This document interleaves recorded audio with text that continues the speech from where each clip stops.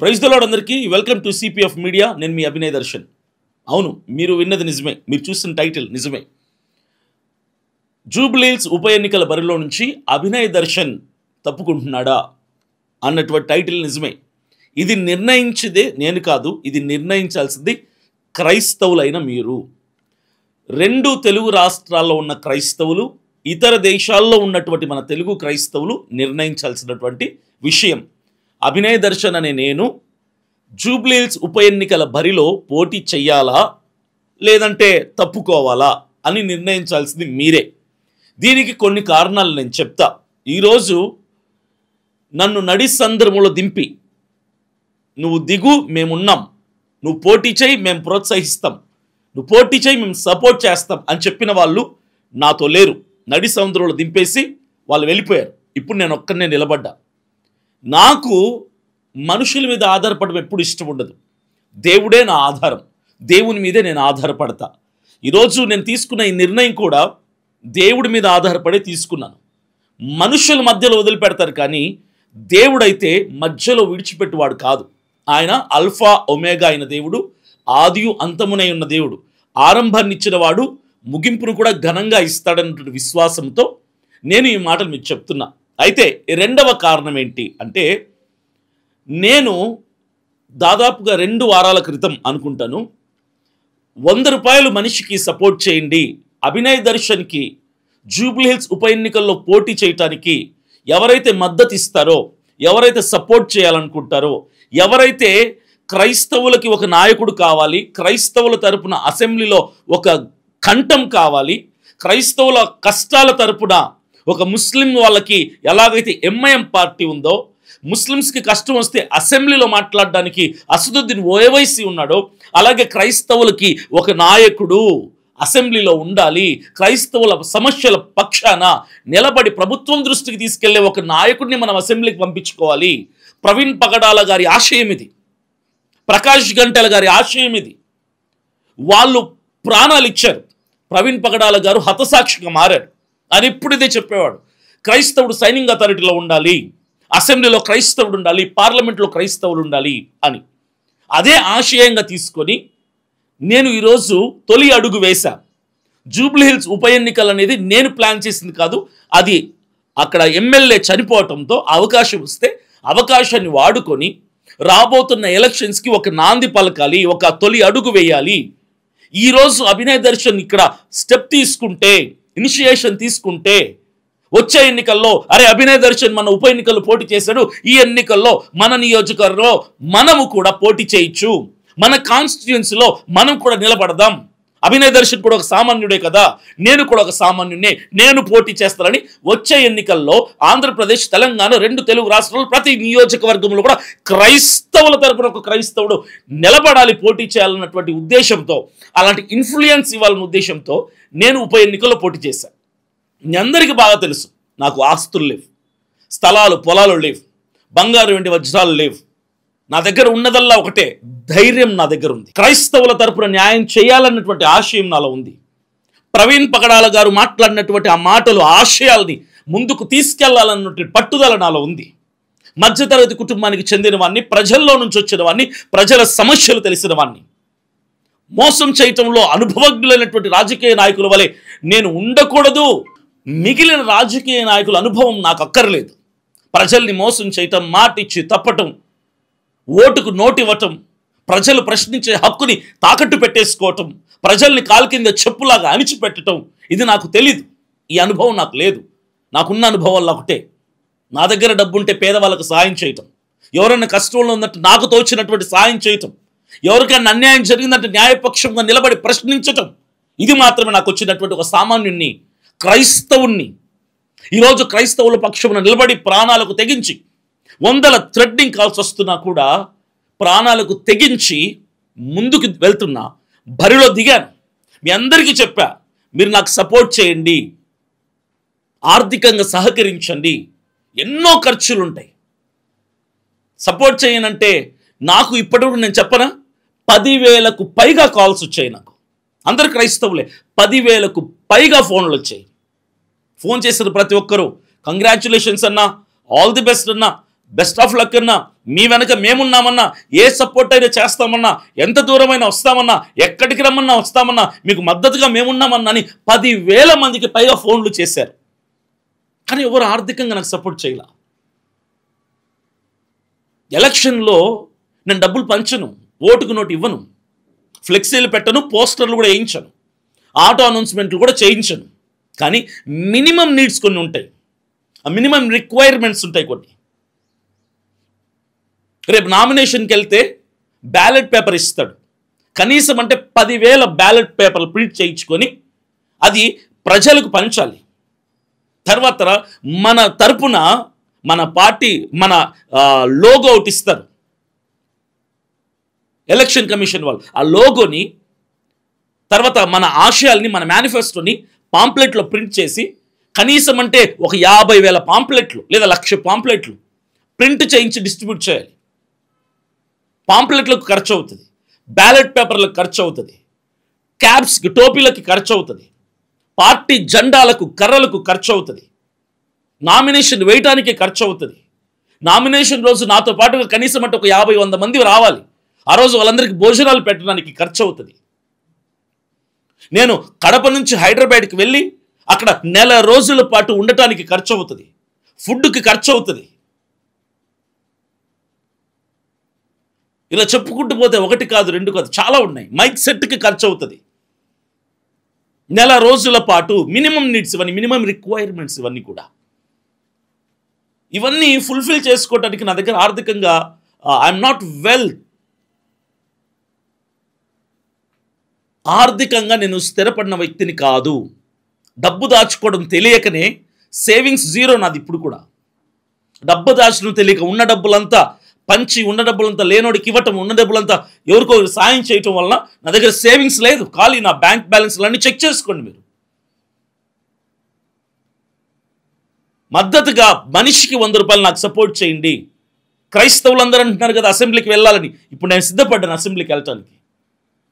ఈ ఎన్నికల్లో, ఈ ఉప ఎన్నికల్లో పోటీ చేస్తున్నాను. నిర్ణయించాల్సింది మాత్రం మీరే. ఆర్థికంగా సహకరిస్తే నేను ముందుకు వెళ్తా. ఎందుకంటే నా దగ్గర నిధులు లేవు. కరెక్ట్గా 20,000 రూపాయలు సపోర్ట్ అందింది నాకు. దాదాపుగా 120 మంది వేశారు. 100 రూపాయలు, 200, 300 అట్లాగా 20,000 రూపాయలు మాత్రమే వచ్చింది. మొన్న హైదరాబాద్కి వెళ్ళి రావటానికి, అక్కడ ఉండటానికి, తిరగటానికి 4 days అక్కడ ఉన్నాం. ఆ 20,000 కాదు, నా చేతి నుంచి కూడా ఇంకొక 20,000 పడింది. 20,000 వేరే వాళ్ళని అప్పటికి వెళ్ళి అక్కడ కొంతమందిని కలిసి మాట్లాడి గ్రౌండ్ వర్క్ చేసుకొని వచ్చాను.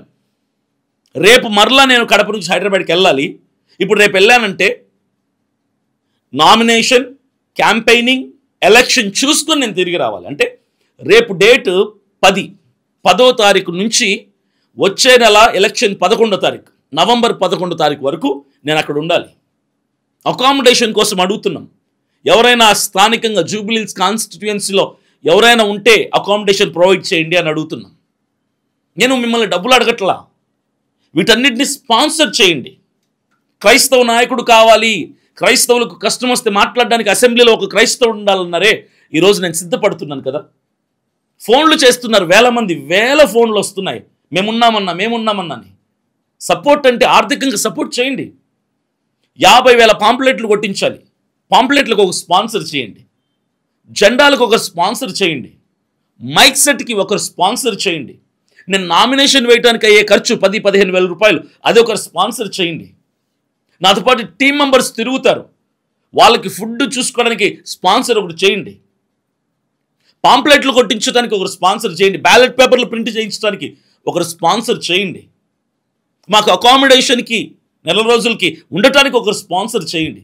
ఇలా మీరు షేర్ చేసుకోగలిగితే, అరే అభినయ్ దర్శన్ అన్న మన కోసం కదా నిలబడుతున్నాడు, క్రైస్తవుల కోసమే కదా ఆయన పోరాడుతున్నాడు, క్రైస్తవుల కోసమే కదా ఆయన ముందుకెళ్తున్నాడు, ఇలాంటి టైంలో మనం సపోర్ట్ చేయకపోతే ఒంటరిగా ఆయన ఏం సాధించగలుగుతాడు అని మీరు ఆలోచించాలి, అర్థం చేసుకోవాలి. మేమున్నామన్నా మీ వెనక మేమున్నామంటే ఎక్కడున్నారు నాకు అర్థం కావట్లా. మీరు నిజంగా ఉంటే వీటన్నిటిని షేర్ చేసుకొని సపోర్ట్ చేయండి, స్పాన్సర్ చేయండి. మొన్న హైదరాబాద్కి వెళ్ళినప్పుడు ఒకతను నాకు కాల్ చేశాడు. అతను మార్కస్, అతని పేరు. వాళ్ళ నాన్నగారు పాస్టర్, అతను కూడా పాస్టర్ గారు, వెబ్సైట్ డిజైనర్. అన్న, నా తరపున నేను సిపిఎఫ్కి ఒక వెబ్సైట్ స్పాన్సర్ చేస్తాను, మీరు ₹1 నాకు ఇవ్వద్దు, 15 రోజులు టైం పడుతుంది, సిపిఎఫ్ వెబ్సైట్ని నేను క్రియేట్ చేస్తాను, పెద్ద పెద్ద పొలిటికల్ పార్టీ వెబ్సైట్ లాగా నేను క్రియేట్ చేస్తానని చెప్పి అతను కాంట్రిబ్యూట్ చేస్తున్నాడు. నాకు ₹1 ఇవ్వలేదు అతను. మార్కస్ అతని పేరు. హైదరాబాద్లో కలిశాడు నన్ను, కూర్చున్నాము, 1 hour 2 hours మాట్లాడాం. కాంట్రిబ్యూట్ చేస్తాను నా తరపున మీరు తీసుకున్న ఇనిషియేషన్కి ఒక క్రైస్తవుడిగా నా వంతు సహకారంగా నేను మీకు డబ్బులు ఇవ్వలేకపోవచ్చు, కానీ నా చేతిలో ఉన్న విద్యని మీకు కాంట్రిబ్యూట్ చేస్తున్నాను, వెబ్సైట్ డిజైన్ చేస్తానని చెప్పాడు. ₹1 నా దగ్గర తీసుకోలేదు, ₹1 నాకు ఇవ్వలేదు. ఆ సపోర్ట్ చాలదా?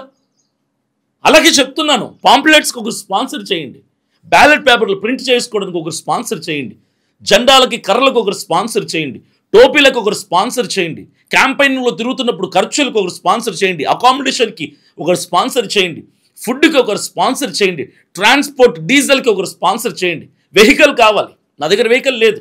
నా దగ్గర ఉన్న వెహికల్ మీ అందరికి బాగా తెలుసు కదా, 2016లో తీసుకున్న Swift Dzire car, air bags కూడా ఉండవు దానికి. ఒక వెహికల్ కావాలి తిరగటానికి, క్యాంపెయినింగ్ తిరగటానికి ఒక వెహికల్ కావాలి, కనీసం అంటే 2 వెహికల్స్లో వెళ్ళాలి. పాదయాత్ర చేద్దాం అనుకుంటున్నా, నామినేషన్ వేసిన రోజు నుంచి ఎలక్షన్ డేట్ వరకు. బోల్డ్ అని ఖర్చులు ఉన్నాయి. మీరు సపోర్ట్ చేస్తే, క్రైస్తవులారా, క్రైస్తవ సమాజమా, మీ అందరికి 2 చేతులెత్తి జోడించి నమస్కరించి ప్రాధేయపడుతున్నా. అసెంబ్లీలో మన క్రైస్తవుడు ఉంటేనే మన సమస్యలు తీరుతాయి. 100 మంది కలిసి రోడ్డు మీద ఉద్యమం చేసి అరిచి అరిచి వేల మంది అరిచాం. ప్రవీణ్ పగడాల గారి విషయంలో న్యాయం కావాలని జరిగిందా? జరగల. అదే మన క్రైస్తవుడుగా ఎమ్మెల్యే ఉంటే, ఎమ్మెల్యే మన క్రైస్తవుడైతే ఒక్క సంతకంతో పనులు అయిపోతాయి. వేల మంది కలిసి రోడ్ల మీద ఉద్యమం చేయటం కంటే మన క్రైస్తవుడైన ఎమ్మెల్యే ఒక్క సంతకంతో పనులు జరుగుతాయి. అందుకే క్రైస్తవుడు అసెంబ్లీలో కూర్చోవాలి అంటున్నా. గొంతు చించి రోడ్ల మీద ఉద్యమాల పేర్లతో, పోరాటాల పేర్లతో, ధర్నాల పేర్లతో, ర్యాలీల పేర్లతో అరవటం కంటే ఒక్క క్రైస్తవుని ఎమ్మెల్యేని చేసుకుందామంటున్నా, ఒక్క క్రైస్తవుని అసెంబ్లీకి పంపించుకుందామంటున్నా, ఒక్క సంతకంతో పనులు జరిగించుకుందామంటున్నా. మీరు ఇప్పుడు సపోర్ట్ చేస్తే మీరు గెలుస్తారని మీరు అనుకోవచ్చు. గెలుస్తామా ఓడుతామన్నది కాదు, గెలవటానికే బరిలో దిగాం. గెలుపు దిశగా అడుగులేద్దాం. గెలుపుని కొనటం మన వంతు కాదు. గెలుపు కోసం డబ్బులు ఖర్చు పెట్టాల్సిన పని కూడా లేదు. కానీ మినిమం రిక్వైర్మెంట్స్, క్రైస్తవులందరూ కొన్ని కోట్ల మంది ఉన్నారు క్రైస్తవులు. మన క్రైస్తవులు తెలుగు రాష్ట్రాల్లో ఉన్న క్రైస్తవులు ఇతర దేశాల్లో కూడా సెటిల్ అయిన వాళ్ళు ఉన్నారు. ఈ వీడియో మీరు నిజంగా క్రైస్తవులైతే, మాకు క్రైస్తవ నాయకుడు అసెంబ్లీలో కావాలి అనుకుంటే ఈ వీడియో మీ క్రైస్తవ గ్రూప్స్లో షేర్ చేయండి, క్రిస్టియన్ గ్రూప్స్కి షేర్ చేయండి. ఒక్కొక్కరు కనీసం 100 మందికి షేర్ చేయండి ఈ వీడియోని. ఇతర దేశాల్లో ఉన్న మన తెలుగు క్రైస్తవులకు కూడా చేరేలాగా ఈ షేర్ చేయండి ఈ వీడియోని. మీరు నిర్ణయించండి, నేను ఉప ఎన్నికల బరిలో నిలబడాలా, తప్పుకోవాలా? జూబ్లీ హిల్స్ నియోజకవర్గంలో జరుగుతున్న ఉప ఎన్నికల్లో అభినయ్ దర్శన్ అని నేను కంటెస్ట్ చేయాలా వద్దా నిర్ణయించాల్సింది మీరే. నా చేతుల్లో ఏమీ లేదు. సపోర్ట్ చేయాలి అనుకుంటే ఇప్పుడు నేను చెప్పిన లిస్ట్లో మీరు ఒక్కొక్క దానికి ఒక్కొక్కరు స్పాన్సర్ చేయండి. మీరు చేయగలిగితేనే తప్ప నేను ముందుకు వెళ్ళలేను. ఉన్న విషయం ఉన్నట్టుగా చెప్తున్నా. నేను లక్షాధికారిని కాదు, కోటీశ్వరుని ఎంతకంటే కాదు. ఆస్తులు లేవు, బంగారు కూడా లేదు బ్యాంకులో పెట్టడానికి. న్యాయంగా అన్యాయాన్ని ప్రశ్నించే ధైర్యం ఉంది. క్రీస్తు ప్రభువు కొరకు, క్రైస్తవుల కొరకు ప్రాణాలు తెగించి పోరాటానికి ధైర్యం ఉంది. మంచి చేయటానికి మానవత్వం ఉంది. డబ్బు దాచుకోకుండా డబ్బుని ప్రజలకు పంచిపెట్టడంలో అనుభవం ఉంది. పేదవాడు కష్టమని వస్తే నా దగ్గర ఉన్నదానికి తోడుగా అప్పు చేసి మరీ చేతి నుంచి ఇచ్చే మంచి గుణం ఉంది. ఇవి మాత్రమే నా ఆస్తులు. అలాంటి వాన్ని మీరు ఎన్నుకొని ముందుకు పంపించగలిగితే ఇది తొలి అడుగు మాత్రమే. గుర్తుపెట్టుకోండి. వచ్చే ఎన్నికల్లో సిపిఎఫ్ తరపున ఆంధ్రప్రదేశ్, తెలంగాణ 2 రాష్ట్రాల్లో, 2 తెలుగు రాష్ట్రాల్లో ఉన్న అన్ని నియోజకవర్గాలలో సిపిఎఫ్ తరపున క్రైస్తవుల్ని కంటెస్ట్ చేయిస్తాను నేను. 2 తెలుగు రాష్ట్రాల్లో, ఆంధ్రప్రదేశ్, తెలంగాణ 2 తెలుగు రాష్ట్రాల్లో సిపిఎఫ్ తరపున ప్రతి నియోజకవర్గంలో ఒక వ్యక్తిని క్రైస్తవుని నిలబెడతాను. ఇది తొలి అడుగు మాత్రమే, ఇది ఆరంభం మాత్రమే. ఇది మొదటి అడుగు. రానున్న రోజుల్లో విజయం ఘనంగా చూడబోతున్నారు మీరందరూ కూడా. I need your support. నాకు మీ సహకారం కావాలి. నన్ను ప్రోత్సహించాలి అనుకుంటే, నాకు మద్దతునివ్వాలి అనుకుంటే, కంగ్రాట్స్ కాదు, ఆల్ ది బెస్ట్లు కాదు, థ్యాంక్ యూలు కాదు, బెస్ట్ ఆఫ్ లక్లు కాదు, మీ వెనక మేము ఉన్నామన్నా అన్నటువంటి నినాదాలు కాదు. ఆర్థికంగా సపోర్ట్ చేయండి. మీ చాయ్ పైసలు కూడా మీరు సపోర్ట్ చేయొచ్చు. ఒక్క 10 రూపాయలు సపోర్ట్ చేయండి, 100 రూపాయలు సపోర్ట్ చేయి, 500 సపోర్ట్ చేయి. నీ స్థాయికి తగ్గట్టుగా, నీ స్తోమతకు తగ్గట్టుగా. నేను ఒక క్రైస్తవుని, నా క్రైస్తవుని అసెంబ్లీలోకి పంపించుకోవాలంటే నా వంతుగా నేను 10 రూపాయలని అన్నకు సహాయం చేయాలి, నా స్థాయి ఇదే అని నీ స్థాయికి తగ్గట్టుగా నువ్వు సపోర్ట్ చేయగలిగితే ఈ తొలి అడుగు విజయం వరకు, గెలుపు వరకు ముందుకు సాగుతుందని తెలియజేస్తున్నా. అర్థం చేసుకుంటారని ప్రేమపూర్వకంగా మనవి చేస్తున్నా. నిర్ణయం మీకే వదిలేస్తున్నా. 2 రోజులు టైం తీసుకోండి. 2 రోజులు నేను హైదరాబాద్కి వెళ్లకుండా వెయిట్ చేస్తా.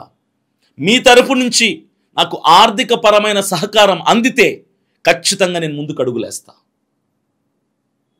నా దగ్గర నిజంగా ఆర్థిక పరమైన స్తోమత ఉంటే, నా ఫ్యామిలీ ఫినాన్షియల్గా వెల్ సెట్ అయి ఉంటే, నా దగ్గర ఆస్తులు అంతస్తులో పొలాలు స్థలాలు ఉంటే, బంగారు కనుక ఉంటే తాకట్టు పెట్టి లోన్ తీసుకొని మరి ముందుకు వెళ్ళుంటా. కానీ నా దగ్గర లేవు అవేవి కూడా. రేపటి రోజున నామినేషన్ వేయడానికి ముందు నీ ఆస్తులు ఎంత అంటారు? 0 అని చెప్పాలి. నీ బ్యాంక్ బ్యాలెన్స్ ఎంత అంటారు? 0 అని చెప్తా. ఏం లేదు, 0 ఉన్నది అదే. నిజాయితీ గల పౌరుణ్ణి, క్రైస్తవ విలువలతో ప్రజా సేవ చేయటానికి వస్తున్నటువంటి క్రైస్తవ నాయకుడిని. దీని మీద ఎవరెవరో రకరకాలుగా కాంట్రవర్సీలు చేస్తారు. నాకు వాళ్ళందరితో పని లేదు. నాకు క్రైస్తవులతో మాత్రమే పని. మీతో నాకు పని, మీతోనే నాకు అవసరం. అభినయ్ దర్శన్ జూబ్లీ హిల్స్ ఉప ఎన్నికల్లో కంటెస్ట్ చేయాలంటే మనిషికి 10 రూపాయల చొప్పున, 100 రూపాయల చొప్పున నీ స్తోమతకు తగ్గట్టుగా నువ్వు సహకరించు.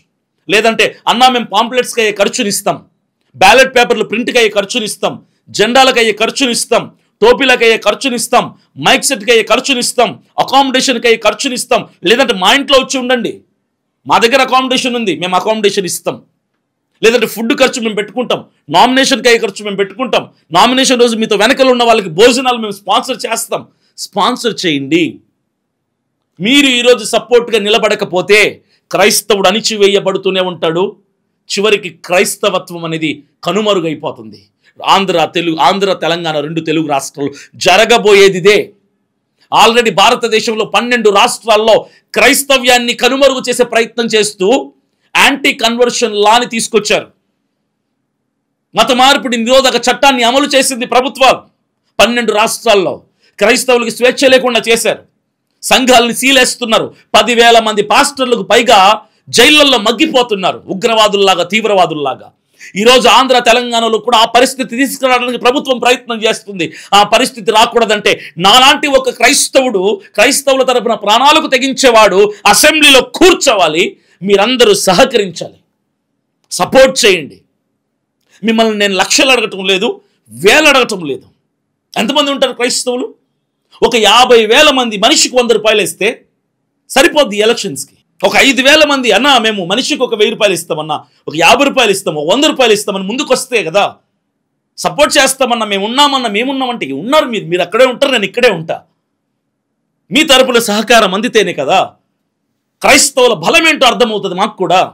మా వెనక ఎంతమంది మద్దతుగా ఉన్నారో తెలుస్తుంది.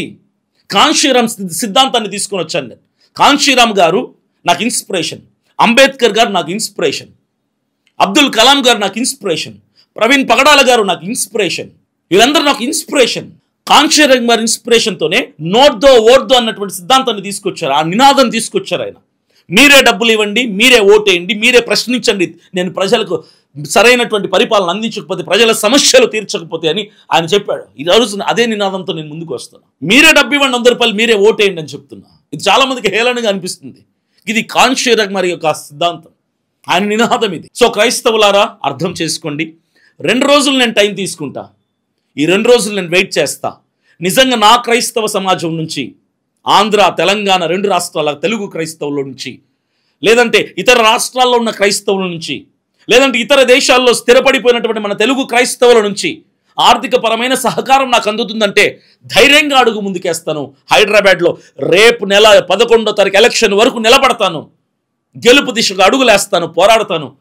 నా క్రైస్తవుల కోసం ఏదైనా చేయటానికి నేను సిద్ధపడ్డాను. అర్థం చేసుకుంటారని ప్రేమపూర్వకంగా మనవి చేస్తున్నాను.